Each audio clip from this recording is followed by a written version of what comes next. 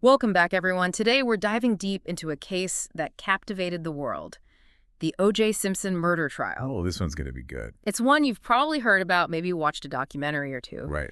But we're going deeper.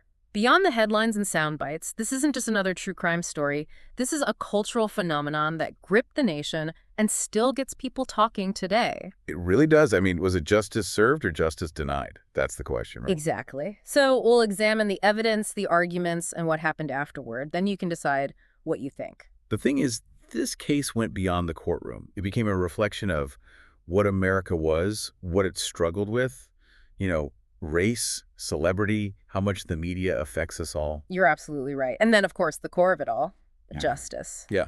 So we're talking about O.J. Simpson, the football hero, the actor. He seemed to be living the American dream. He did. Then, in 1994, he's accused of a horrific crime, the murder of his ex-wife, Nicole Brown Simpson, and her friend, Ron Goldman. And that's how the trial of the century got started. Exactly. It was captivating worldwide. High-profile defendant, a brutal crime. And let's not forget that white Bronco chase. Oh, yeah, broadcast live for everyone to see. Crazy, right. So let's rewind back to the beginning. June 12th, 1994, in Brentwood, Los Angeles. Picture this. Police arrive at Nicole Brown Simpson's condo. And what they find, it's awful, really bad. Truly horrific. The crime scene was incredibly violent, multiple stab wounds on both victims.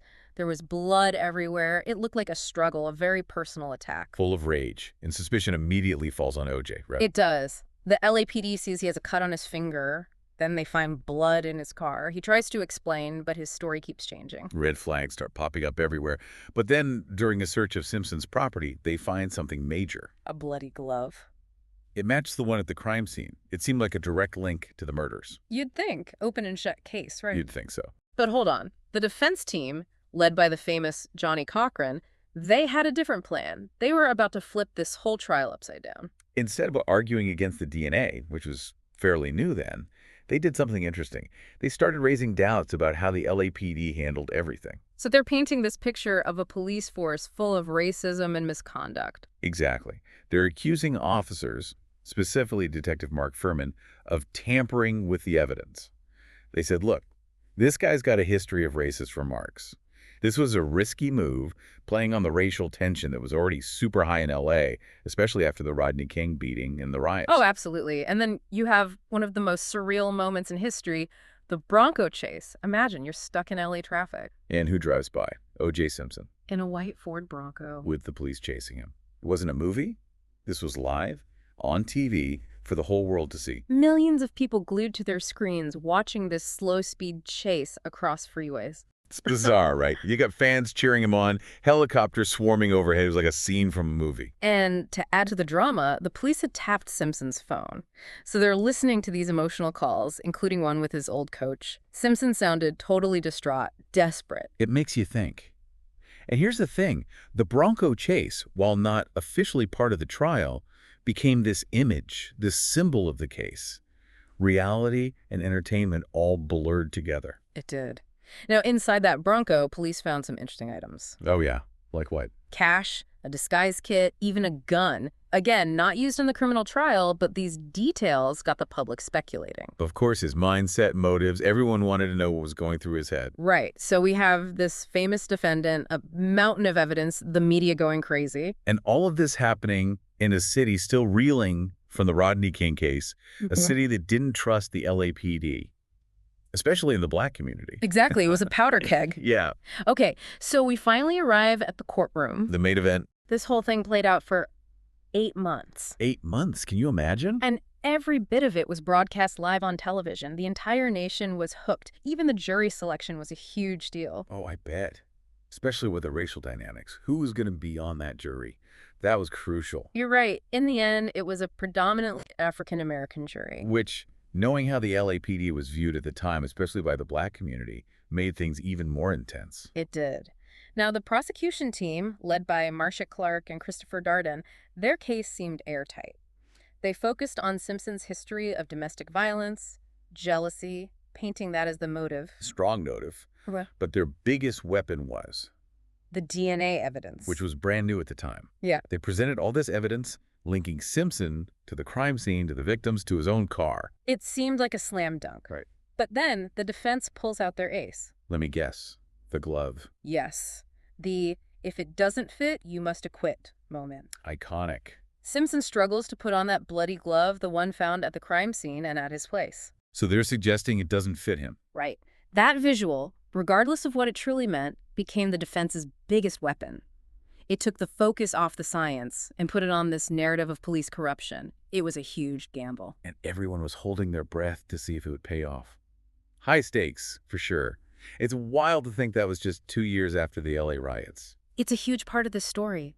Those riots, sparked by the acquittal of those officers in the Rodney King beating, they left a scar on the city. Deep one. Especially for the Black community, who felt like the justice system had failed them. And then the Simpson trial comes along. A high-profile Black defendant, accusations of police misconduct. It hit a nerve, brought all that distrust back to the surface. Totally. The defense, they knew what they were doing. They used that feeling, that anger. It became, look, here's another Black man being targeted by a racist system. And Detective Furman, with his racist past, became their prime example. Exactly. But this approach, it divided people even more. A lot of white Americans felt like the defense was playing the race card, just to distract from the evidence. And that brings us to a controversial idea: jury nullification. This is where a jury might ignore the law, even if they think the defendant is guilty because they believe the law itself is unfair or the defendant was targeted for the wrong reasons. Right. It happens. And some people argue that the Simpson jury, being mostly African American, did exactly that. They acquitted him as a way to fight back against a system they felt was rigged against them. Jury nullification, it's complicated. Some see it as a necessary tool to balance the scales. Others think it weakens the whole idea of law and order. But either way, it's something to think about when we look at the Simpson trial and how it changed how we view the legal system. That's a good point. Now, we also can't ignore the media. It was the rise of 24-hour news, tabloid culture. It was inescapable. The trial was on TV, magazines, radio, everywhere you turned. And that nonstop coverage, did it affect the trial? Did it shape how the public saw things? I think so. It became a spectacle, a show. Legal experts, commentators, everyone dissecting every little detail, often with a dramatic twist, of course. That kind of pressure, that constant attention, it had to have an impact on everyone involved. It's easy to get caught up in all of that, the legal back and forth, the media frenzy, but let's not forget, at the heart of this, there's a tragedy. 2 victims, Nicole Brown Simpson and Ron Goldman. Their lives were taken in such a brutal way. Sometimes it feels like their stories got lost in all the noise. Absolutely. We can't lose sight of that. Those families dealing with unimaginable pain and loss, and it all becomes this public spectacle. This trial also put a spotlight on domestic violence. The reports of Nicole's abuse, that came out. Suddenly, it was a national conversation. It was, and it challenged the way we thought about domestic abuse, how often victims stayed silent. This case, as tragic as it was, forced people to see the reality of violence in homes, in relationships. It started a conversation about better support for victims, how to help them. It's also hard to ignore what this did to our view of celebrities. O.J. Simpson, he was an icon, beloved by so many. The all-American hero. Right. Then these accusations come out, the details of the crime. It shattered that image. Big time. It was a wake-up call. Fame and fortune doesn't mean someone is a good person. The trial made people question why we put celebrities on a pedestal. It showed us that even the people we admire can be capable of terrible things. A tough lesson to learn. So, as we look back at this trial, what are the key takeaways? What can we still learn from it all these years later? I think it reminds us that the search for justice, it's not always simple. It's messy, it's complicated, it's influenced by things outside the courtroom. You're right. And our legal system, while it tries to be fair, it's still run by people. People with biases, with opinions, with pressures from the outside. And then there's science, which is always evolving. It highlights something crucial: critical thinking. Especially today, we're flooded with information, news, opinions, everyone shouting their take. It's vital to step back, question things, really look at where information is coming from. We can't let emotions or the media dictate how we see things. The Simpson trial, it shows how powerful stories can be, how they can shape public perception, even if they're not the whole truth.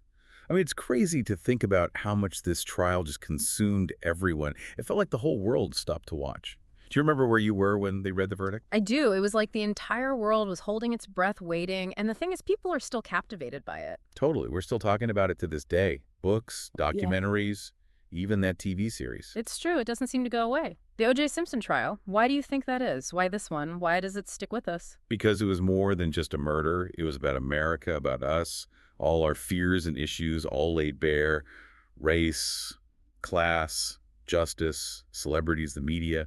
Things we're still struggling with today. It was like this mirror, reflecting all our complications and contradictions, making us face some uncomfortable truths. Exactly, and that's why it's still so relevant. It makes us look at our own biases, consider different perspectives, and have those tough conversations about who we are and where we're going as a nation.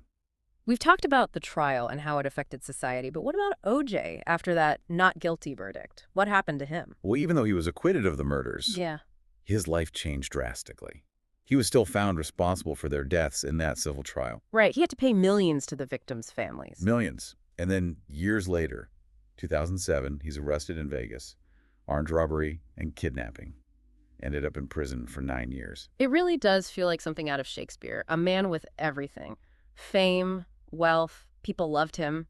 And then he loses it all. It shows how fragile fame can be and how our choices matter no matter who you are.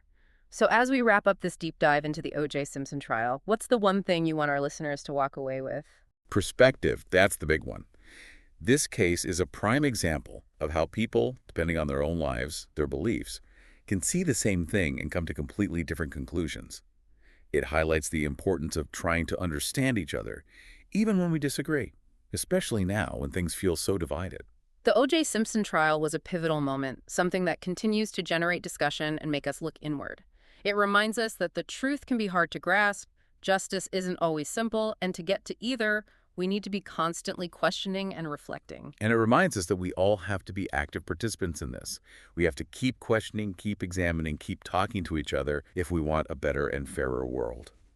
Thank you for joining us on this deep dive. We hope this gave you a new understanding of this complex and impactful case and made you think about what it means for us today. It's a case that, even after all these years, still has a lot to teach us about justice, equality, and the ongoing conversation about who we are as a society.